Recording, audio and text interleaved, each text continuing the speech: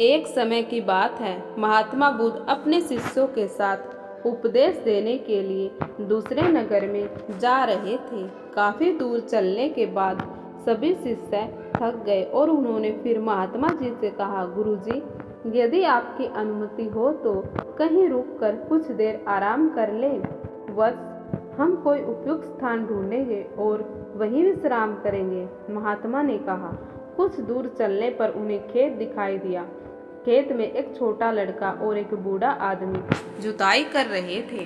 हे सज्जन, क्या हम यहाँ कुछ देर आराम कर सकते हैं? महात्मा ने बूढ़े व्यक्ति से पूछा। उस बूढ़े ने महात्मा को पहचान लिया और हाथ जोड़कर उनका अभिवादन किया और कहा, अरे महात्मा जी, यह हमारा सौभाग्य है कि आप हमारे खेत पर आए। आप वहीं उस पेड़ के नीचे आराम करो, मैं जलपान करने की व्यवस्था कर दूंगा। तब महात्मा जी ने कहा, हे सज्जन, आप अपना काम पूरा करें, हमें कुछ नहीं चाहिए। फिर भी बूढ़ा नहीं माना और कुछ फल तोड़कर पानी लेकर बूढ़ा अपने काम पे लग गया। फिर सभी शिष्यों और महात्मा जी ने फल और पानी लिया और सभी वहीं आराम करने लगे। फिर बूढ़ा आदमी अपना काम करता रहा।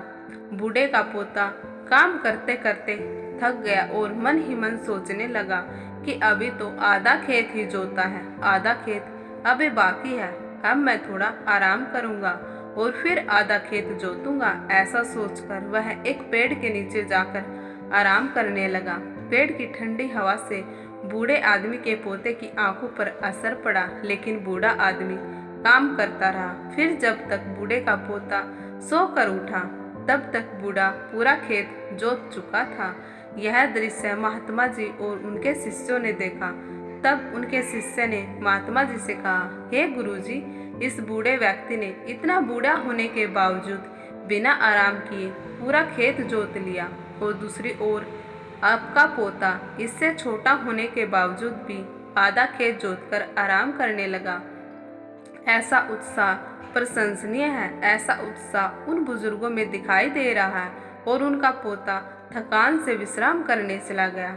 हे वत्स, तुम ठीक कह रहे हो, लेकिन ऐसा इसलिए हुआ क्योंकि वह बूढ़ा व्यक्ति केवल खेत जोतने पर ध्यान दे रहा था, शरीर की थकान पर नहीं। महात्मा ने कहा, लड़के का ध्यान खेत जोतने पर नहीं था, बल्कि अपनी थकान पर था। यह हमें सिखाता है कि अपना ध्यान हमें लक्ष्य पर रखना चाहिए, कहीं और नहीं। इतना कहकर महात्मा जी और उनके शिष्य ने बूढ़े को नमस्कार किया और अपने रास्ते पर चले गए। तो आपको यह महात्मा बुद्ध से संबंधित कहानी कैसी लगी, प्लीज़ कमेंट करके ज़रूर बताएं। अगर कहानी पसंद आए तो प्लीज़ चैनल को लाइक करें, शेयर करें और सब्सक्राइब करना बिल्कुल ना भूलें। बेल आइकन को ज़रूर प्रेस कर लें और वीडियो को अंत तक देखने के लिए आप सभी का बहुत बहुत धन्यवाद।